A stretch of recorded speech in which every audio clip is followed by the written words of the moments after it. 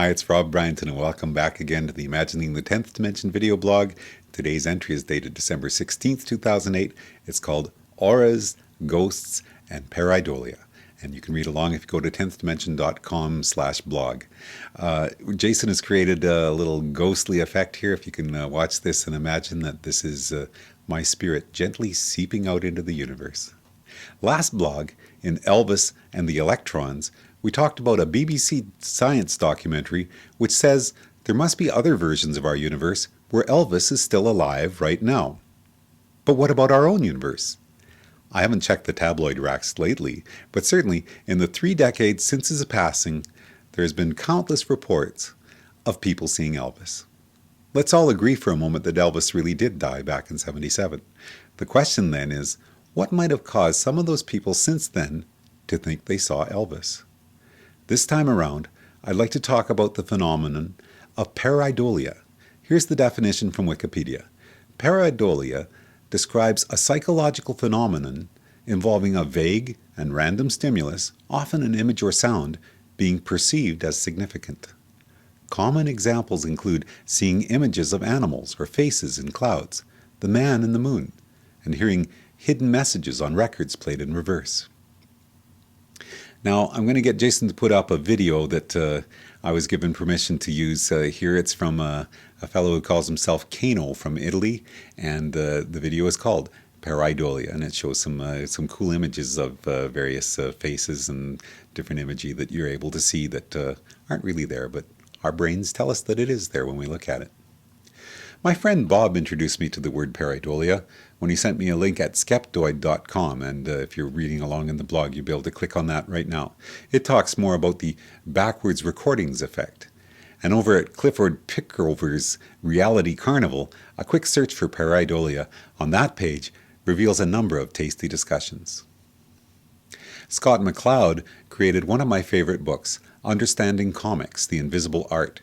Presented in a comic book format, it does an excellent job of explaining the connection between simple graphics, how we human beings can look at 2 dots and a line and a circle and instantly recognize a face, and the layers of meaning that are communicated with different drawing styles. It also speaks to what our brains are hardwired to do, look for meaning within the constant input coming into our brains.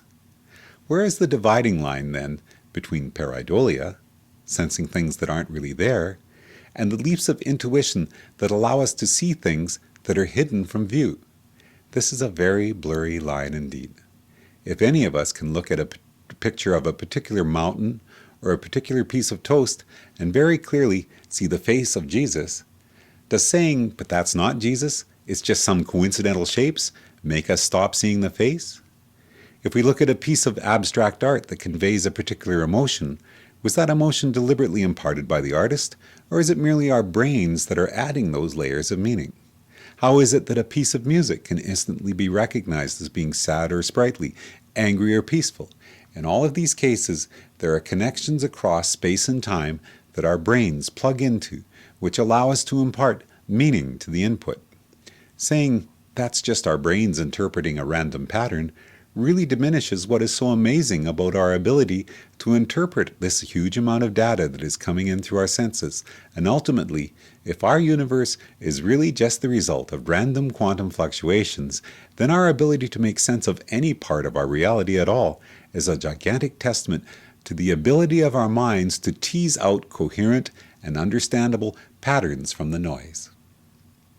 One of the poll questions that recently finished here on the blog was about whether people have seen an aura, a visual representation of a person's energy field that surrounds their body. Another poll that will finish in a few weeks asks about ghosts. Have you ever had an experience which led you to believe in ghosts or spirits of the departed that carry on after death and somehow have contact with our world? In both of these polls, I was surprised to see how many of us have had personal experiences that confirm there is much more to our world than the blunt physical reality set out before us.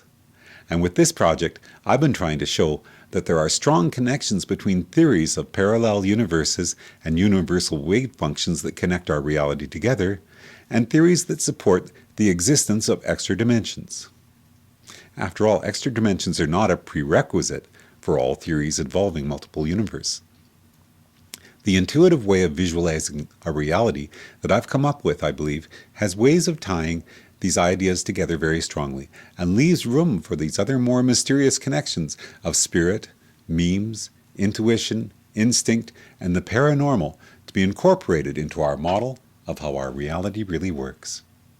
Yes, sometimes a piece of toast is really just a piece of toast, and a guy wearing Elvis sunglasses is really just some guy. And pareidolia imparts meaning that really isn't there at all.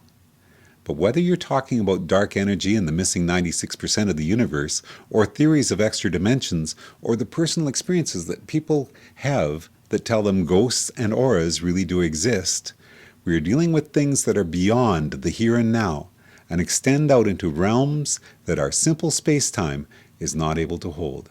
Hardline viewpoints that say all of these fanciful things like dark energy, extra dimensions, auras, and ghosts don't exist then should be examined very carefully.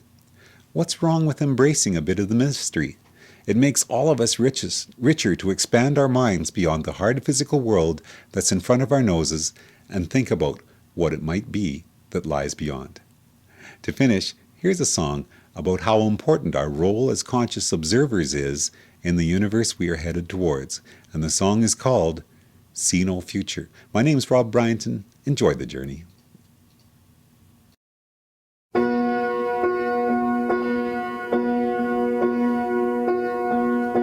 You see no future on the road that you've been traveling.